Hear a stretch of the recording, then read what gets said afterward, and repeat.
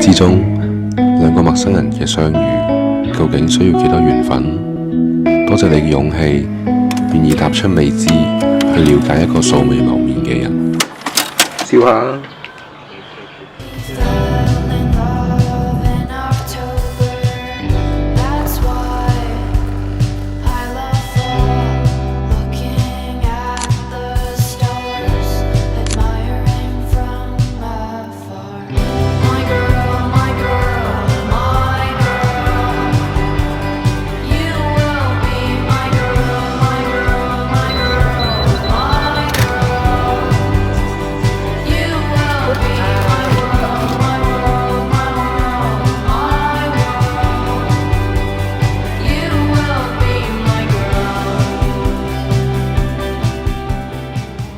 等我哋嘅故事可以喺呢個台北開始。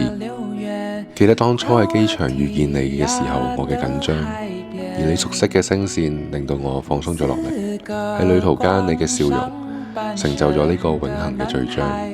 後來嘅我哋拖住手踏過呢個世界，由摩洛哥撒哈拉嘅星河，巴黎嘅牛角包美酒，荷蘭嘅洋國村撐過嘅船仔，喺英國同你一齊走進 Mr. Darcy 嘅回憶，仲有我哋最鍾意嘅巴塞隆納。陽光灑落嚟，海風吹埋嚟，彷彿每一刻都凝結成永恆。正如你嘅存在，令我嘅世界永遠充滿光彩。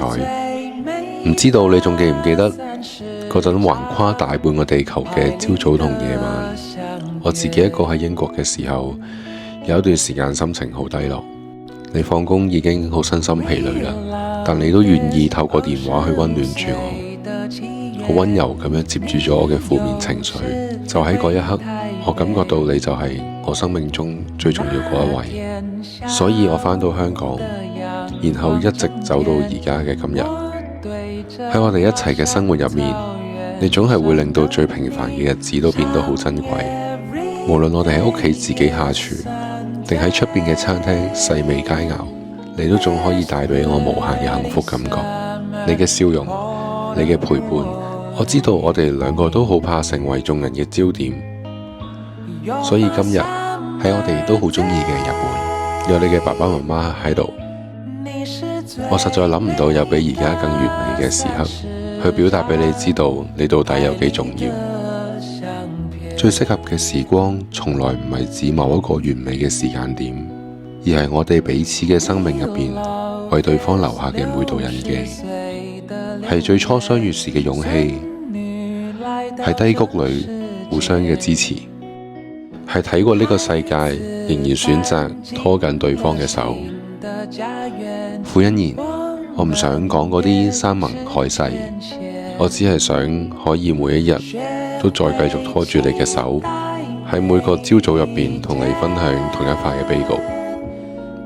到我哋白髮蒼蒼嘅時候，睇返我哋嘅相簿，可以一齊細味我哋走過嘅人生。你願意嫁俾我嗎？You're my summer day， 你是最美的30張拍立的相片。